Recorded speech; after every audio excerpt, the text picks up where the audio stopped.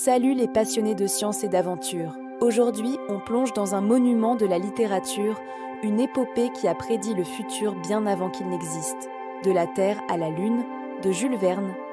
Imaginé en 1865, un homme a osé écrire l'histoire de la conquête spatiale, un siècle avant Apollo 11. Accrochez-vous, on décolle pour un résumé immersif de ce chef-d'œuvre visionnaire. Tout commence à Baltimore, aux États-Unis, juste après la fin de la guerre de sécession. Les canons se sont tus, les soldats rentrent chez eux. Mais pour un groupe d'hommes, la paix est synonyme d'ennui mortel. Ce sont les membres du Gun Club, une société d'artilleurs d'élite, des passionnés de balistique qui ne vivent que pour le fracas des explosions et l'odeur de la poudre. La fin de la guerre leur a volé leur passion, leur raison d'être. Leur président, Impey Barbicane, un homme à la volonté de faire et à l'imagination sans limite, sent ce vide plus que quiconque.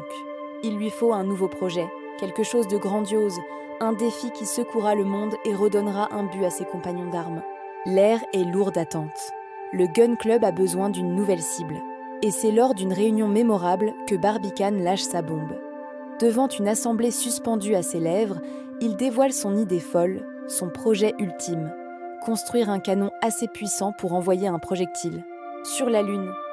Un silence de stupeur parcourt la salle, puis une clameur incroyable éclate. C'est du génie, c'est de la folie. Le Gun Club exulte. Enfin, un objectif à la hauteur de leur ambition. Un tir qui restera gravé dans l'histoire de l'humanité. La nouvelle se répand comme une traînée de poudre. Les journaux du monde entier s'emparent de l'affaire. On débat, on calcule, on s'enthousiasme, on doute. Le rêve un peu fou d'un artilleur de Baltimore devient en quelques jours un événement planétaire. Le sujet de conversation numéro 1 de Paris à Calcutta. L'humanité entière lève les yeux vers la Lune, non plus avec poésie, mais avec une curiosité scientifique dévorante. Le projet est lancé, et avec lui, une véritable frénésie de calcul et d'expérimentation.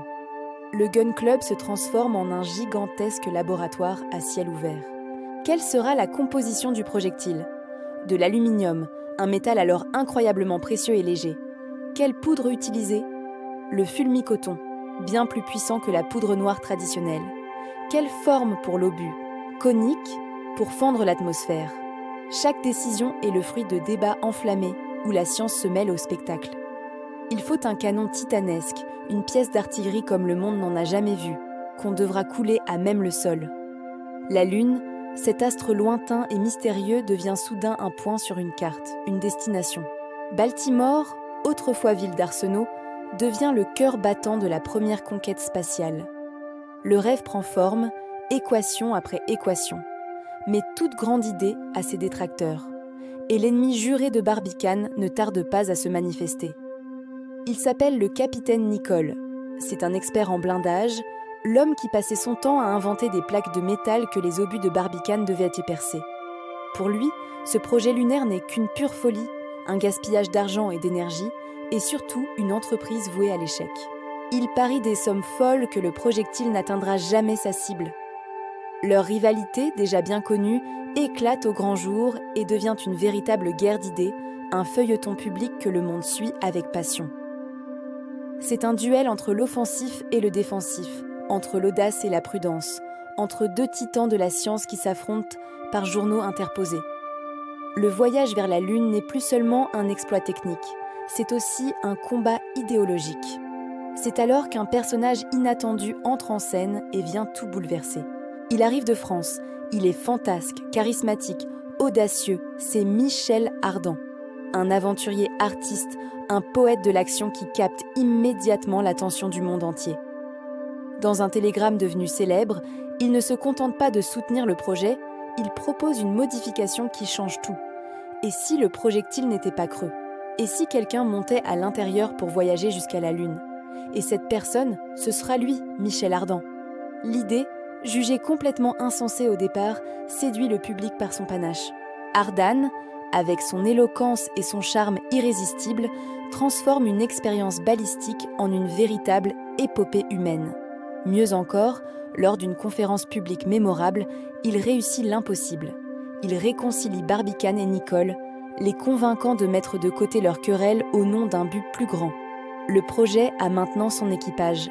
Le lieu de lancement est choisi, ce sera la Floride, une région chaude, sauvage, où la construction du canon géant, baptisé la Columbiad, peut commencer. C'est un chantier pharaonique. Des milliers d'ouvriers creusent un puits de près de 300 mètres de profondeur. Des machines rugissent jour et nuit. On assiste à des scènes apocalyptiques, avec des fourneaux gigantesques qui font fondre des tonnes de fonte, créant des rivières de métal en fusion qui se déversent dans le moule enterré.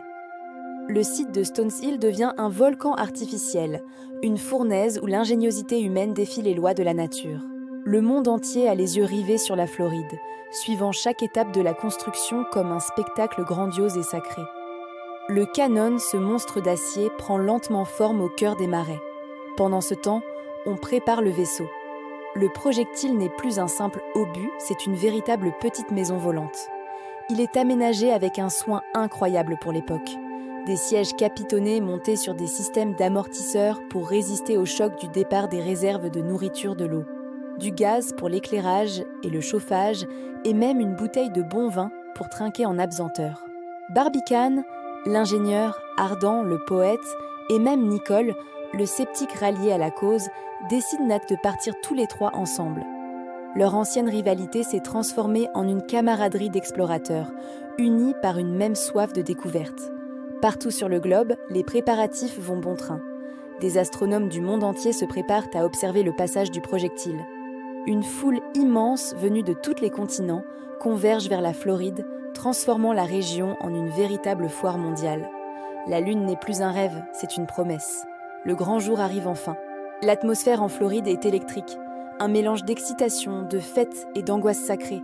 La foule est si dense qu'elle s'étend sur des kilomètres autour du site de lancement. On prie, on chante, on fait des paris. Puis vient le moment solennel. Barbicane, Nicole et Ardan font leurs adieux et pénètrent dans le projectile. La lourde plaque qui sert de porte est vissée de l'extérieur. Ils sont désormais seuls, enfermés dans leur coque de métal, en attente du plus grand voyage de leur vie. Dehors, un silence profond s'installe. Des millions de personnes retiennent leur souffle, les yeux fixés sur la bouche du canon pointé vers le ciel étoilé. Le compte à rebours n'a pas encore été inventé, mais ce silence universel est encore plus puissant. Le monde entier est prêt. Et soudain, l'impensable. Une détonation qui n'est pas de ce monde. Un fracas si terrible que le sol tremble à des dizaines de kilomètres à la ronde. C'est un véritable tremblement de terre artificiel. Une flamme gigantesque jaillit de la Columbiad, illuminant la nuit comme en plein jour.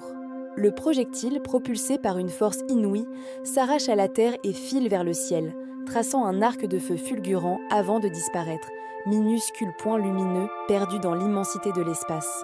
La foule reste figée, hébétée, les oreilles bourdonnantes. Le pari insensé a été tenté. Et Jules Verne nous laisse là, en plein suspense. Ont-ils survécu à cette accélération monstrueuse? Que vont-ils découvrir dans le vide intersidéral? Atteindront-ils leur but? Le mystère est total et il faudra attendre la suite, autour de la Lune, pour le découvrir. Ainsi se termine ce premier acte de la plus grande aventure spatiale de la littérature. Une œuvre visionnaire où Jules Verne mélange avec un génie incroyable la rigueur scientifique de son époque et un souffle d'aventure absolument irrésistible. C'est un roman sur l'audace, sur le pouvoir de l'ingéniosité humaine et sur ce rêve éternel de toucher les étoiles. Pour la première fois dans l'histoire, des hommes ont osé regarder la Lune et dire « on y va ». Merci d'avoir voyagé avec moi à travers ce chef-d'œuvre. Si cette épopée vous a plu, n'hésitez pas à laisser un pouce bleu, à partager la vidéo et surtout à vous abonner pour ne pas manquer nos prochaines explorations littéraires.